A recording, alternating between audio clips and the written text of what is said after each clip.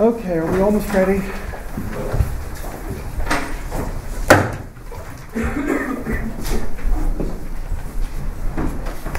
Allons les gens, allons.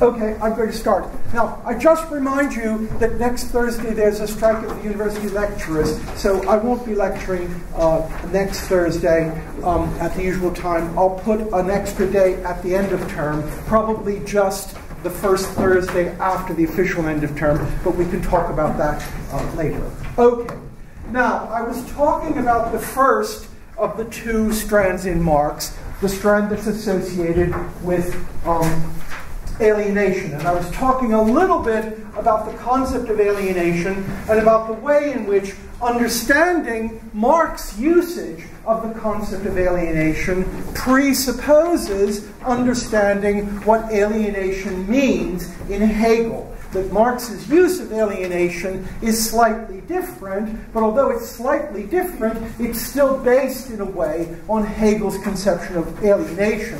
And so I thought it would be a good idea to say a little bit about the general concept of alienation and then talk about the three particular areas in which Marx talks about alienation: religion, politics, and labor. And so I'll say a little bit more now today about what I started talking about the last time, namely the general concept of alienation as a general concept, and then I'll go through the use of Marx's use of the concept of alienation in these three particular contexts. And so you'll get, so the beginning discussion will be slightly abstract, but I hope you'll get a slightly better sense of it when I go through the detailed things. And now, I said last time, the most important thing to understand about Marx is that he is not a Kantian. He's a Hegelian. If he's anything, he's not a Kantian. And by that, I mean he does not believe that binary divisions are utterly central and absolutely irrefragable, and the things you must start with and the things you must end with. He does not, in general, think, in the way Kant does, that there is freedom or necessity. And the two are completely separate. There's morality and there's interest. There's the empirical and there's the non-empirical. He doesn't think that at the final level of analysis, that kind of binary distinction is the way to think about the world. So there's no such thing in Marx or in Hegel as absolute freedom or absolute necessity. The very idea that there could be such a thing as something that satisfied all the conditions of being free doesn't make sense for him. And similarly, alienation isn't a concept that has a structure like a binary structure. It isn't that there's alienation and there's non-alienation, and the two of them are clearly distinguished. Alienation is a concept that's a gradual, a concept of degree, and a concept that is connected to a particular context. So you can speak of things getting freer, even if you can't say that there's something which is absolutely free as opposed to absolutely determinate. Now, if you can't think this thought, you're never going to do anything with Marx. So Marx takes over from Hegel the idea that binary distinctions are perfectly good in everyday life. I can say that's an apple and that's not an apple in everyday life. But once you enter the realm of what Hegel calls philosophy, or Marx would talk about as speculative thought, those binary distinctions turn out to dissolve themselves. So you can say that something is an apple or not an apple, but the concepts that you're interested in, concepts like freedom, don't have that structure. Freedom is a question of talking about something being, in a particular context, freer than something else. And Marx is vociferous in saying that you can speak of things being freer than in the context, or more alienated or less alienated in a particular context. You can talk about that sensibly, although you cannot extract any kind of binary concept of freedom or alienation, which you can use. So Marx agrees with Hegel that if you want to understand human life and history, particularly human life and history in a larger context, binary and binarily defined concepts are not going to give you anything. So you have to try to learn to think about all concepts as fluid concepts that are defined relative to a particular context, in particular defined relative to a particular historical context. So freedom doesn't mean something that you can give a set of necessary and sufficient conditions for so that you can look at all of history and say, is this free, is this not free? Freedom depends on what kind of society you're talking about. Are you talking about a feudal society? In a feudal society, there are these and these forms of freedom, there are these and these forms of unfreedom, and you can work with that, and you're never going to be able to reduce them to a set of Platonic definitions. So that's the first thing to start with.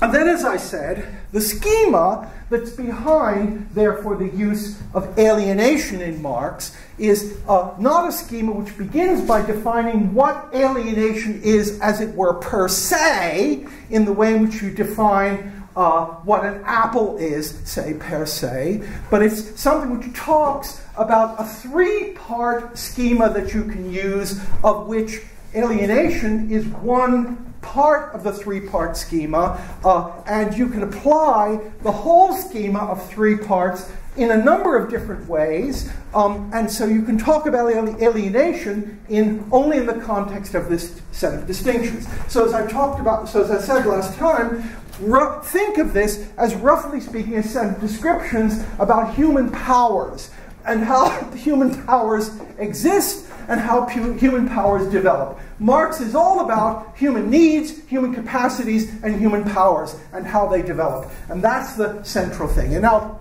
Hegel says, if you look at a first approximation at human powers and human capacities and human needs, you can see that there's a recurrent structure that you can observe, which is a structure in which you have a state in which the powers of people have a certain kind of immediacy, then a second stage in which that immediacy is replaced by a state of alienation, and then a third stage in which that alienation is overcome and the powers are, as Marx often says, reappropriated. So you can crudely use this scheme: immediacy, alienation, reappropriation. And again, this is not supposed to be something, this is an abstract scheme. You can't give, as it were, a formal definition of the individual components of that scheme. All you can do is observe that that scheme can be applied in a number of different ways. And so you, as it were, if you want to use this jargon, you can say, well, you learn how to use it by watching it be applied. You don't learn how to use it by having a Platonic dialogue in which you get a definition of it. So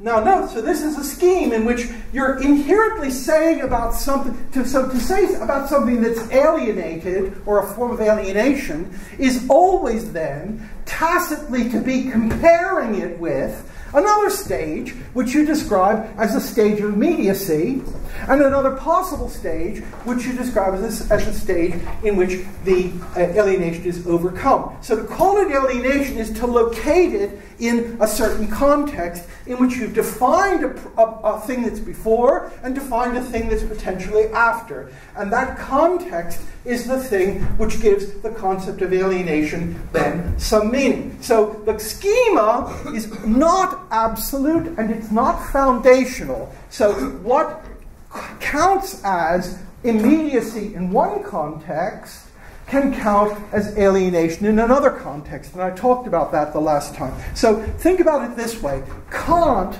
says, look, anything in human life, any event in the human world is an event which you will find has a cause. So given anything that we experience in the world, we have to subject that to a certain kind of causal, a certain kind of analysis, which is an analysis that this is an event, and if it's an event, there will be a cause for it. We can always find a cause for any event. We know a priori that every event has a cause. Now Kant says, but from the fact that we know a priori, because it has something to do with the way in which our mind and our experience is structured, from the fact that every event has a cause, It doesn't follow, it precisely doesn't follow, that there is something which is a first cause of all things. So that, he thinks, is the basic mistake that religions make. So religions make the correct observation that if you find any event, you'll find a cause for that event.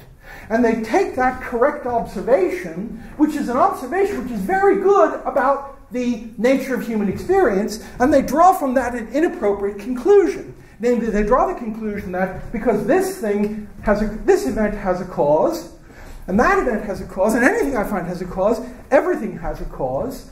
And to say that everything has a cause means there is one cause, God, which is the cause of everything. And that last step, Kant says, is a mistake. So similarly, I can use this schema, immediacy, alienation, overcoming of alienation, and I can say the state that I've posited here as the state of immediacy relative to the state that I'm describing as a state of alienation, that too, in another context, can be not a state of immediacy, but a state of alienation. Just as I can say one event causes another, but that event that's the cause is in another context not a cause. It has a cause. So just as anytime I find a cause of an event, I can construe that cause. So every event has a cause, but every cause is something which I can also construe as an event, which has another cause.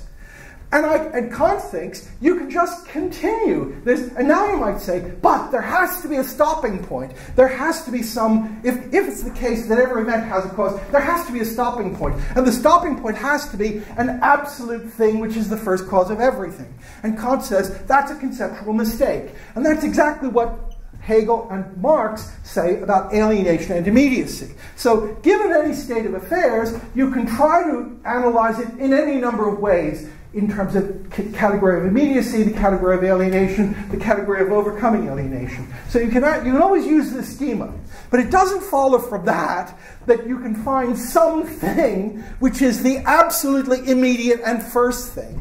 Just as every cause in a different context is an effect of another cause, so similarly, anything you might call immediate in one particular context can be seen in another context as an instance of something that's not immediate. So Hegel says notoriously, there's nothing under heaven and earth that's not at the same time immediate and mediated. Now, that's a slightly different terminology he's using there, not immediate, alienated, reappropriated, but it's the same thing. So these are analytical categories that you have to use to understand the world. But Marx also thinks, of course, with Hegel, that at a certain level, if you say that something is an analytical category, that you can't have any, you don't have any choice but to use the distinction between that and saying that it's real becomes relatively pointless. Okay, so we've got this schema: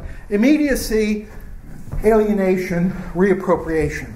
And now I gave this example the last time, which I'd just like to talk about again, which is think about the history of language. Think about the history of the English language. We've got the English language in the 15th century, and in the 15th century, everybody's just talking with one another. That is, you talk in a particular way, I talk in a particular way, there are different dialects, there's a wide variety of different usages. And now you can analyze that by saying, look, that's a state in which people have a certain immediate power. You can speak, I can speak, other people can speak.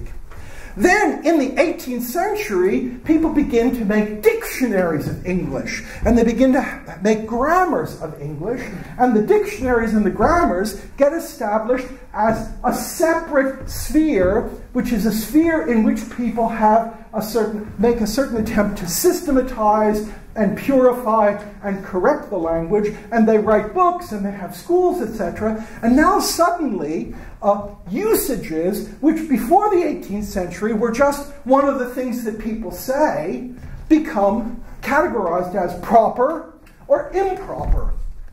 Because the dictionary makers and the grammarians begin to say that's an improper usage. And they might have good reasons for that. They might have reasons depending on structural similarity of paradigms, etc. So they might have good reasons for that.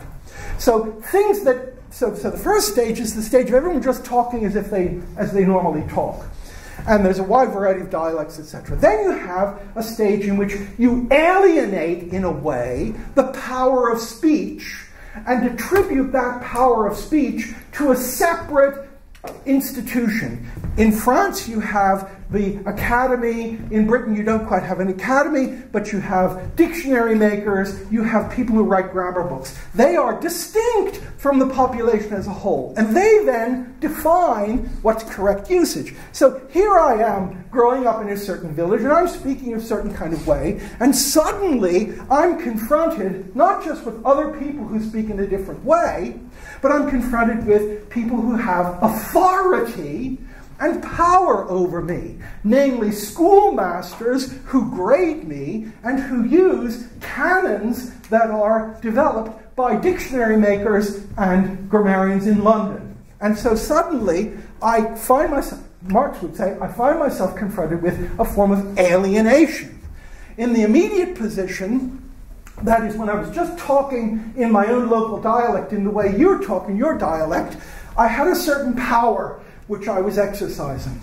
I was exercising it relatively unreflectively. Now suddenly, that power is in some sense taken away from me. Because now, instead of just having the natural power of speaking, my speech is categorized as proper or improper, and I'm held to try to speak in a way that is thought to be proper. So I see that institution, the whole institution of schools, grammar books, dictionaries, as something which is different from me. It's separate from me, it's institutionally separate from me, it has authority over me. I won't get a job unless I'm declared by these people to speak a proper kind of English, for example. So I see these things taken away from me.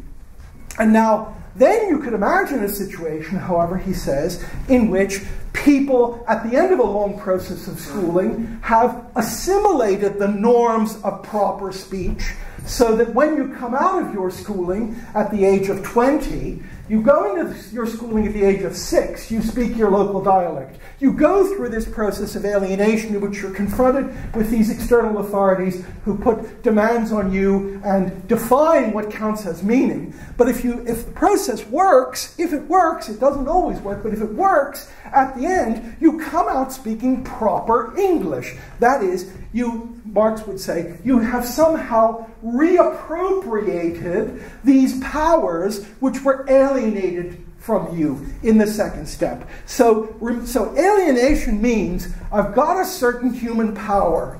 That power is something that somehow belongs to me, and in belonging to me, it ought to be together with me somehow. I ought to be exercising it naturally.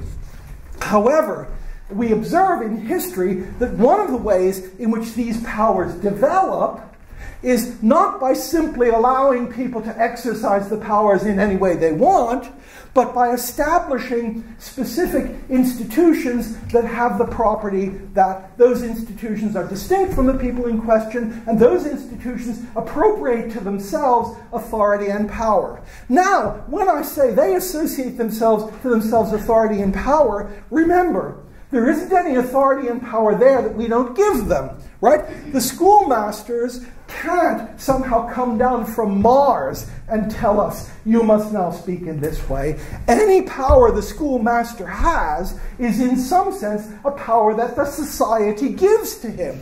It's the parishes that set up the schools. It's all a situation in which human powers are being developed. But the way they're being developed is not simply by letting everyone speak as if they want to, but by establishing a separate structure in which particular human powers are taken away from the people who are immediately speaking. I no longer have the power just to say, well, that's the way I speak, and so do me something. I don't have that power anymore. Suddenly, it's the case that I say it this way, but it's wrong.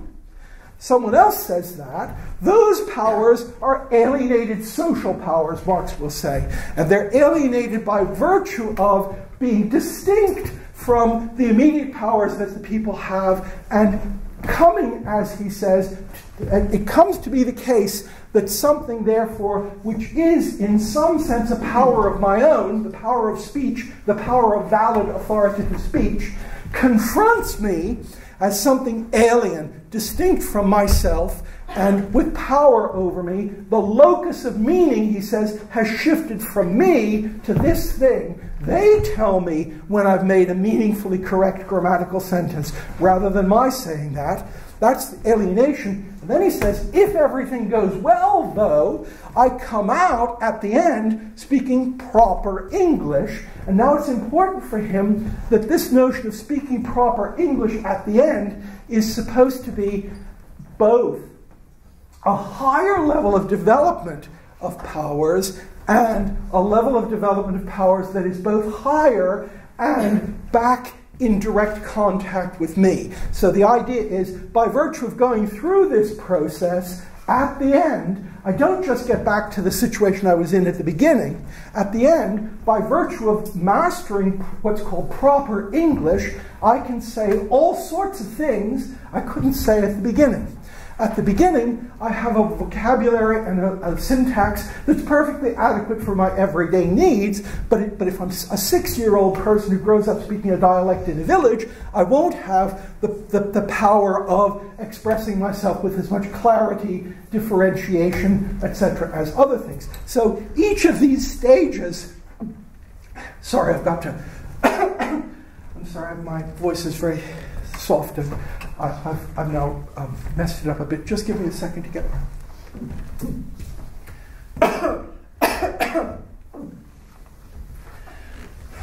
So, each of these stages, he says, is a stage of increasing power. I start as the little boy in the village. I then go to school. Eventually, if I grow up, I can now describe the basic principles in quantum mechanics. I can perhaps speak French. I can speak Latin. I can do things that I didn't do. So the notion of alienation, then, is a notion that describes that middle section of the process, the section in which what are actually human powers, which have their immediate locus in people, are taken away from me. They're alienated. I ought to see the power of speech as a basic part of myself, but I don't anymore see it. Now notice, this is not just a question, it's really important for Marx, this is not just a question of beliefs. This doesn't have anything to do with what the little boy thinks about it. That is, it has something to do with the little boy thinks about it. What it really has to do is what's real. That is, the little boy may or may not think anything about that. But the fact is, if he doesn't pass the grammar exam, he's actually not going to get a job. And it's the reality of that situation of power, authority, and meaning being located in a separate structure. It's the reality of that which is alienation. Whether the little boy takes to this or rejects it is a secondary thing. So alienation is not a psychological category for Marx.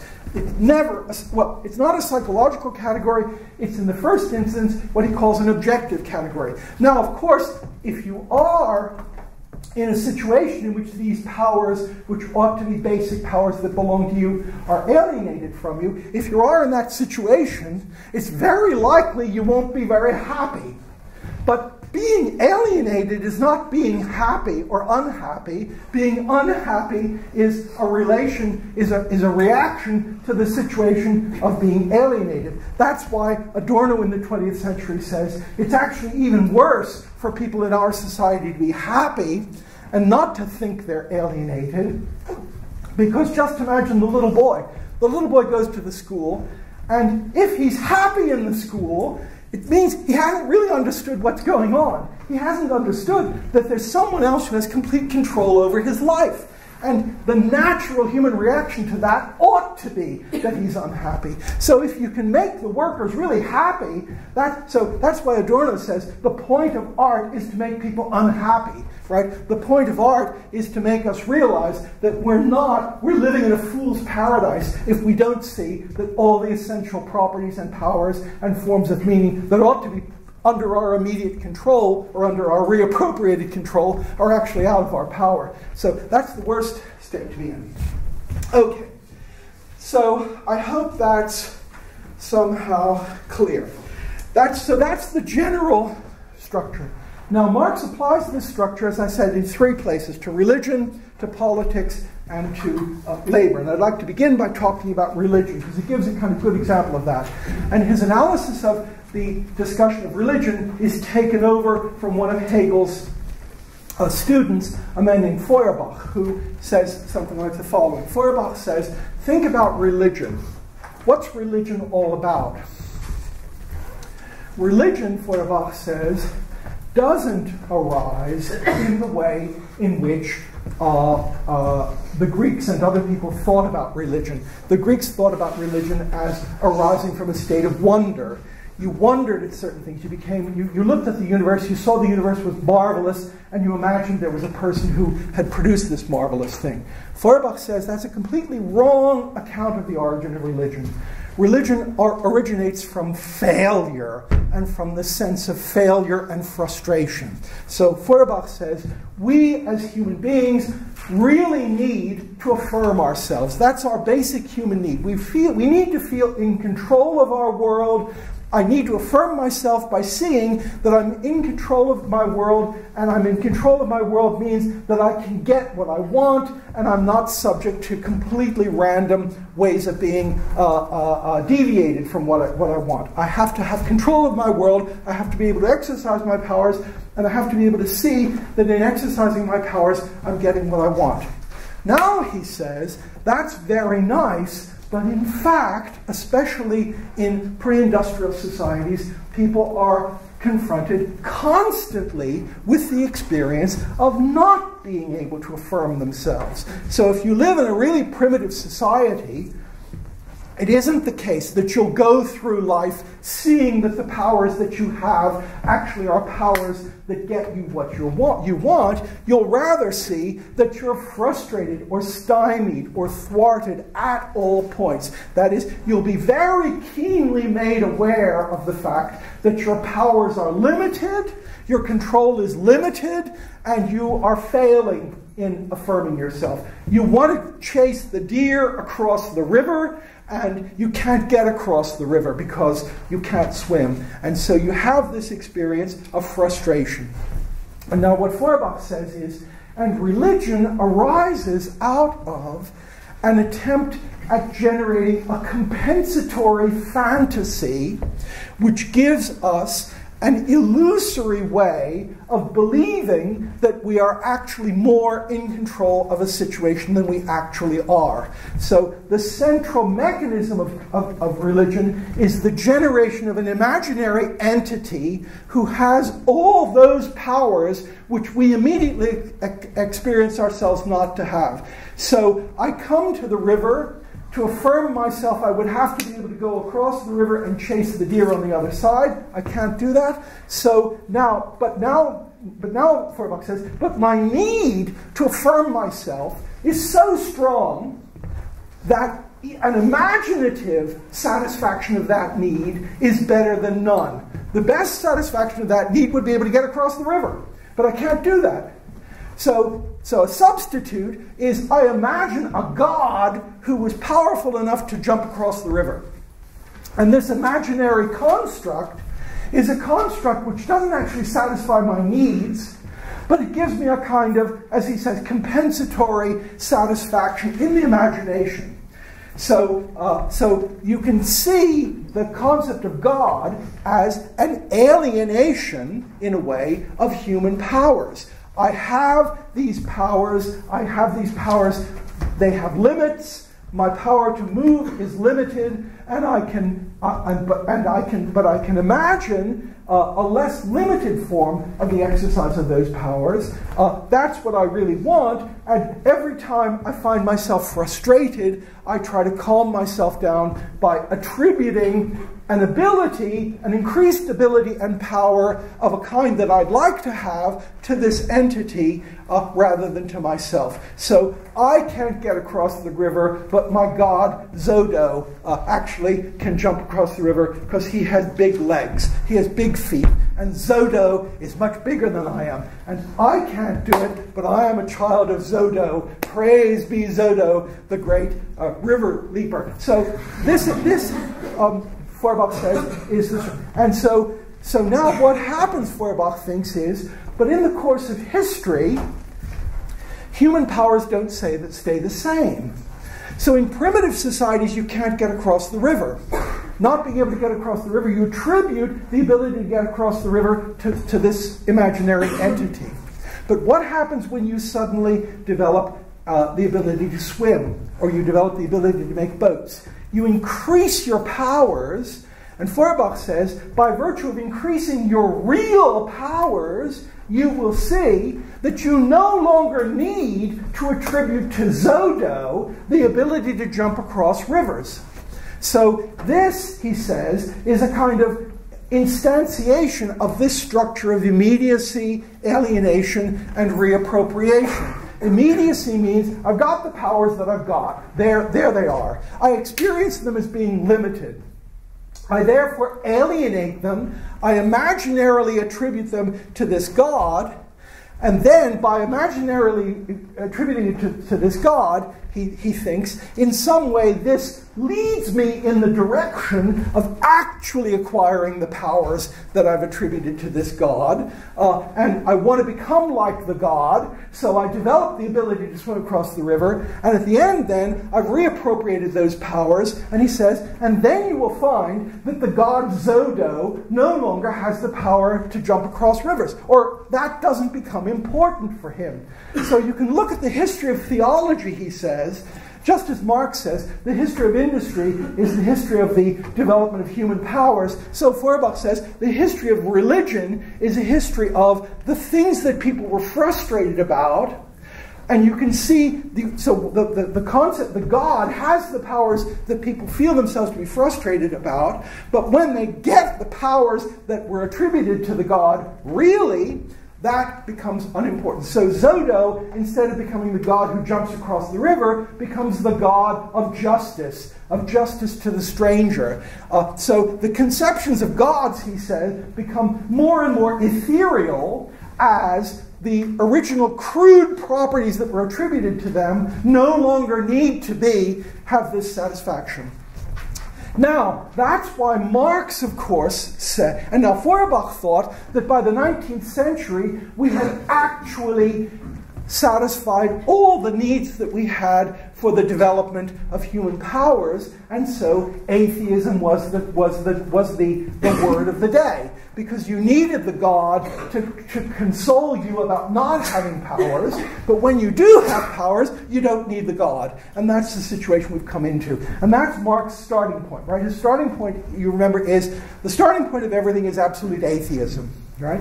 Now, it's really important to see that this is an instance of what Marx calls alienation in the sphere of religion. Religious thought is alienated because it attributes to the God these properties that are human properties that ought to be our properties. So now remember, so for Marx, it's a complete waste of time to refute theological propositions. The person who talks to a religious person and argues about the concept of God or the arguments for God has missed the point, because as Marx says, once these religious structures don't have their origin in an attempt cognitively to understand the world. That's not their origin. They're not ways of trying to make us understand the world. They have a completely different structure. Their structure is to give us consolation for needs which otherwise would be unsatisfied. And so, as Marx says, as long as the need is not satisfied, you can refute the ideas all you want. All that will do is it will cause it'll cause the people in question to generate some new crazy ideas. So you can refute the Christian idea of God, but then they'll become witches, or they'll believe in superstition. As long as the need is there, the need is going to make itself satisfied one way or the other. So engaging in in discussion with theologians is pointless, because that's not what they're doing. Saying God exists is not a cognitive problem. Saying God exists is different from saying the hippopotamus exists. The hippopotamus exists means you go to some place and you can see there are these animals and they're called hippopotami and they have these various properties. God exists doesn't have that structure at all. It has a different structure. The structure is, I need reassurance. And you don't get rid of the need for reassurance by attacking the propositions that the construct that you have, which gives you reassurance, will have. So Marx says you'll only get rid of religion when the need from which religion arises and the need to which religion gives an answer, a satisfaction, only when that need is satisfied in a more direct way. So the people don't need to have the god Zog have big feet when they're able to get across the river. And so it isn't that you refute the ideology of the god Zog by saying he doesn't have big feet, he has big ears. You don't do that. It's just that nobody's interested anymore because they don't need that compensatory fantasy. Okay, so that's what Marx thinks about that. So therefore, religion, he thinks, is a kind of model for ideology in that it's both a complete illusion and it's enlightening in a way, historically. It's both a complete illusion in that it's a form of thinking or a form of mentation that has no cognitive relation to the world much. The statements in it aren't related to the world directly. So it's completely wrong, it's false. But it's informative because it tells you something. What it tells you is not anything about the world. It tells you something about what needs people have that they can't do without, that they can't get satisfied in a direct way. So if you want to understand history, you have to understand religion. But understanding it means precisely not taking it seriously as a description of the world, but taking it seriously in this other way. Okay, so that's what he talks about as the alienation in the sphere of religion, and an instance in which we've got these human, and he says that so for the Christian, God is the center of meaning, and we human beings get our meaning from him. That's like the heliocentric system of the universe. God's in the center, he gives meaning, and we're surrounding him. What I'm doing now is I'm going to have a Copernican revolution. Instead of God being the center of meaning and human beings being the little planets who are illuminated by him, we are the center of meaning. What meaning there is a human creation, and one form of those human creations might be the creation of gods that go around. So this is, in a way, a model for thinking about these things. Okay, now I want to say a little bit about alienation in the sphere of politics. Alienation in the sphere of politics depends, for Marx, on starting with a kind of Hegelian analysis of society. Hegel, as you know, thought that it was absolutely important, if you understood a society, to see a society as subdivided into different spheres. Societies were not unitary, homogeneous entities. There wasn't, as it were, a single set of moral and legal and rights-based thought about them, obligations about them. It wasn't a single unitary thing. There were three different spheres, and associated with those three different spheres, there were three different characteristic ways in which humans developed themselves, characteristic ways in which they interacted with other people, characteristic ways in which they developed obligations to one another, and therefore characteristic forms of moral attitude, right? You remember, Hegel denies the Kantian idea that rights never conflict. Right? Kant says what is right can only ever be one thing. There can never be such a thing as a genuine conflict in right.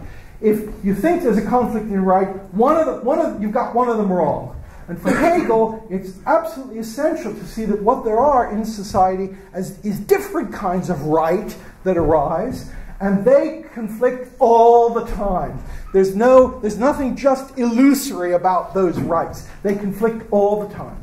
Now, the three spheres, you remember, in which Hegel thinks society is divided, and Marx takes over this analysis to a large extent, are what Hegel calls the family, what he calls civil society, and what he calls the state. So the term state is ambiguous. State means either the whole structure, or it means one component of the structure. So state either means Prussia considered as a whole, or it means the family in Prussia, civil society in Prussia, the state in Prussia, meaning the particular technical political apparatus. Now, first thing to be said is the term civil society does not mean what you might think it would mean. The term civil society changes its meaning in the 20th century, and comes to mean something very different from what it means for Marx. Right? Civil society, the term he uses in German is bürgerliche Gesellschaft. And bürgerliche Gesellschaft, bürgerlich is a German term that's ambiguous, as Marx says, between two different terms. Bürgerlich means both, a Bürger is bourgeois, or Bürger can mean citoyen, right? So the German term bürgerliche Gesellschaft is either the society of the bourgeoisie, of Bürger in the sense of the bourgeoisie, or society of citizens, right? Citoyen. So bürgerliche Gesellschaft means both Société des bourgeois and Société des citoyens. It's ambiguous between those two things.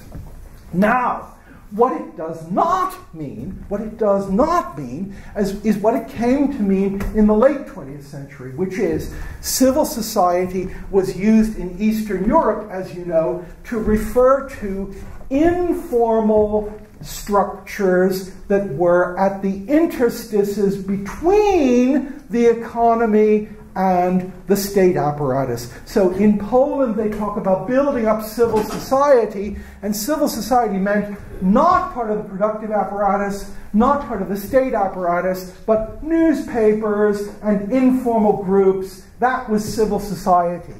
Now for Marx, civil society is, roughly speaking, the economy, right? So it's not something that's distinct from the economy proper and distinct from the state apparatus proper. It is, he calls it, the system of needs. And to call it the system of needs, the emphasis on system of needs is not on system of needs, but it's on system of needs. That is, let's start with the family. Marx says is a structure of part of society in which people encounter one another, as you might say, given the other terminology, immediately. That is, you encounter other people as the individuals they are, without responding to them according to universal principles. Right? So suppose I have a tea shop. And now I might give you a cup of tea and not charge you for it because you're you. And if my sister comes in, I might give her a cup of tea just because she's my sister. I don't use a universal law in operating toward her. The family is supposed to be the area in life or in society in which people relate to one another as non-regulated, as entities not subject to universal principles. I don't use a rule or a principle in dealing with members of the family. The relations between members of the family are relations that are based, he says, on immediate feelings of some kind. You love the person, you like them for what they are. You don't even have to say why you like them. It's a low level of immediate recognition and engagement with the person.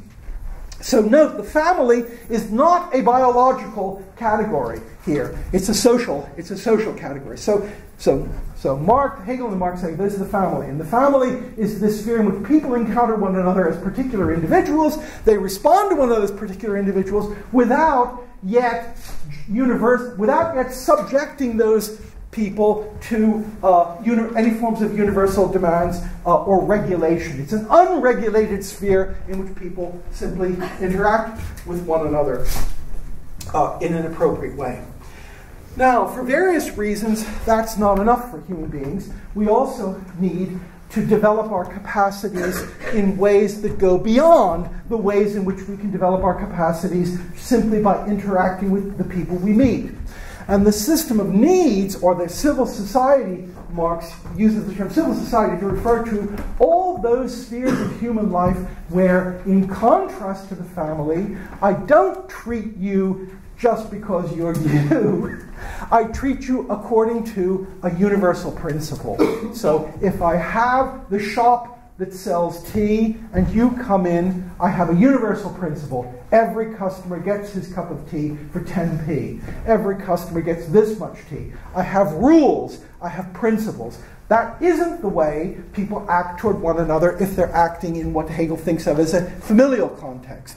Remember, too, all of these distinctions between familial, civil society, and the state are not sharp distinctions, right? To do that would be to fall back into the Kantian view. So these are, as it were, ideal types used for analytical purposes.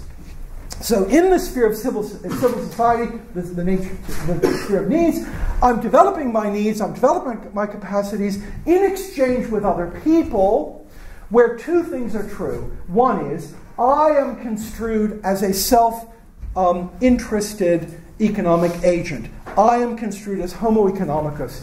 I'm running the tea shop not because I like my friends. I'm running the tea shop because I have a self-interested desire in maximizing something from this. So I'm in the family, Hegel thinks, I'm not exclusively a self-interested individual. I occasionally do things in the family just because I like the people. The very notion of doing something because I like it or you like it gets lost, because the family is this kind of unity of interests. But when I open the tea shop, that changes. When I open the tea shop and I run the tea shop, I am suddenly an individual in a way in which I was not an individual in the family. I'm a self-interested individual. I'm homo economicus, and that's the first thing. And the second thing is, I'm treating you, when you come in, as an anonymous other homo economicus, and I'm treating you according to universal laws. So Hegel and Marx says this is the sphere in which the Kantian philosophy applies, right? The Kantian philosophy, treat everybody as an individual, treat everybody universally, use universal principles. Kant's famous example, right? A child can go and buy meat from the butcher just as well as anyone else, because the butcher gives a unified price for everyone, right? So that's the Kantian model of what ethics is about. Treating everyone equally according to these rules.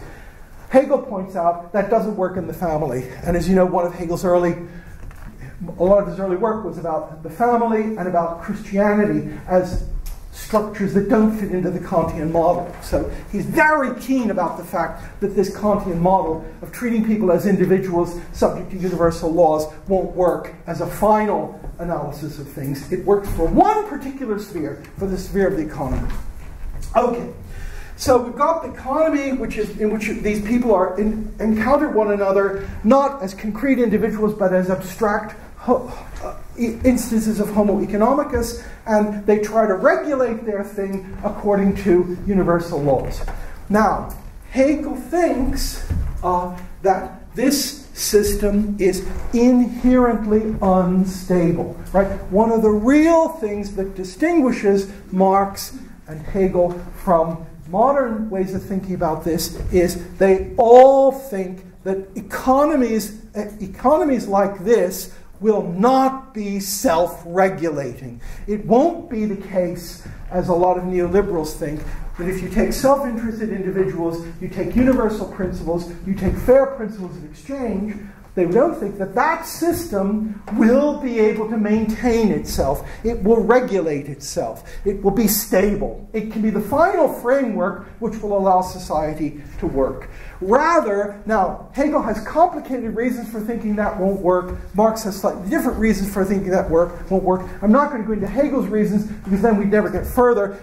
It used to be, it was very difficult to make this point to people, but I mean, since 2007, 2008, I don't think we have to make the point, once again, that economies are not these kinds of laissez-faire economies are not automatically self-regulating. But this is something that Hegel is deeply, deeply committed to. An economy that has this form, in which the structure is basically a structure of autonomous individuals who are self-interested, interacting with one another according to universal principles, that structure will generate such extreme differences in wealth and honor, he calls it, that it will be unstable. So what Hegel thinks is laissez-faire economies necessarily produce what he calls the rabble. And now the rabble is not just the poor, but it's people who are both poor and dishonored. So all of these structures for Hegel have a number of different dimensions. The system of needs, the economy, has these rules, which are rules about independence, rules about people interacting with one another, etc. The moral side of that is that you have respect by virtue of being able to be an economic entity who's capable of maintaining himself or herself in existence. So the moral side of civil society is, if every person is an economic agent, you're an honorable or respected member of that society only if you really are an economic agent. Your honor depends on your ability to maintain yourself in this kind of system and be a success. Therefore, and so what Hegel says is, therefore, if you have extremes of difference in wealth, and the only way to deal with these extreme differences in wealth is by redistributing means to those who are poor, that won't work. Because even if you make the poor less poor, you will have morally devalued them if the society is one that takes as its central value the value of people being able to succeed in the economic struggle independently. So this is a system in which your value as a human being and your honor, as he says, your worth, your sense of self-esteem, depends on not being a recipient of welfare, of being an independent person who gets through. So if that's the case, he says, and you can show that a society like this, if left to its own devices, will generate infinite numbers of people who are both poor and dishonored, then that system is never going to work. It's going to destroy itself. So what do you need? Well, what you need is an external power who can intervene in civil society and prevent civil society from destroying itself. And now that's the state.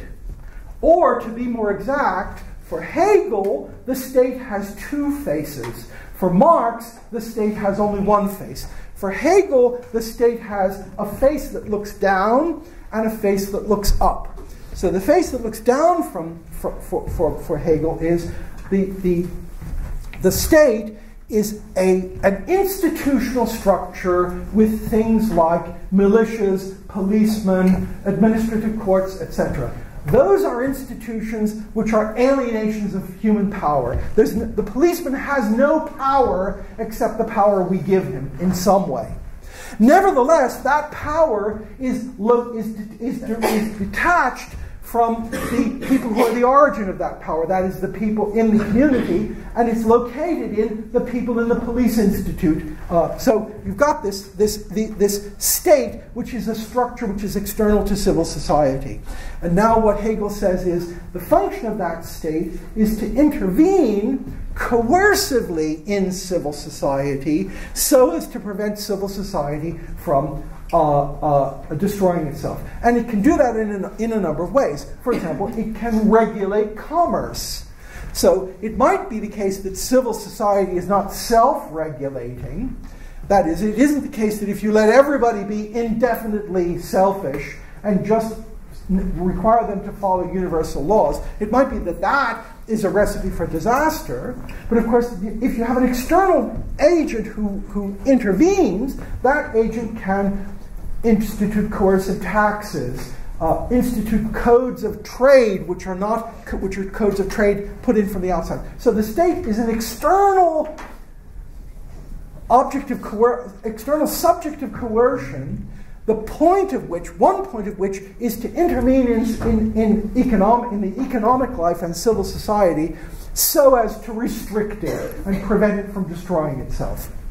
Now, So therefore, for Hegel, and for a lot of people after him, including Marx, and also including, of course, Max Weber, the idea that the state can be democratic is just an illusion, right? Because to say that the state is fully democratic, the point of the state is to be outside civil society, because it's got to intervene in that.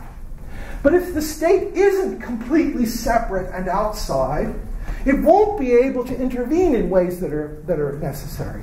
And particularly, if it's completely under democratic control, what that will mean is that, in fact, civil society will have control over it. So for Hegel and Marx, the idea that the economy or economic powers have control over the state is the worst possible situation. Because what it means is their natural tendency to destroy themselves, will not be counteracted by anything outside themselves that's intervening. So if the big corporations take control of the state, or they have influence on the state, then you'll lose the point of the state. The point of the state is precisely not to be under either the democratic control of the majority or the economic control of the large corporations. That's its whole point and rationale.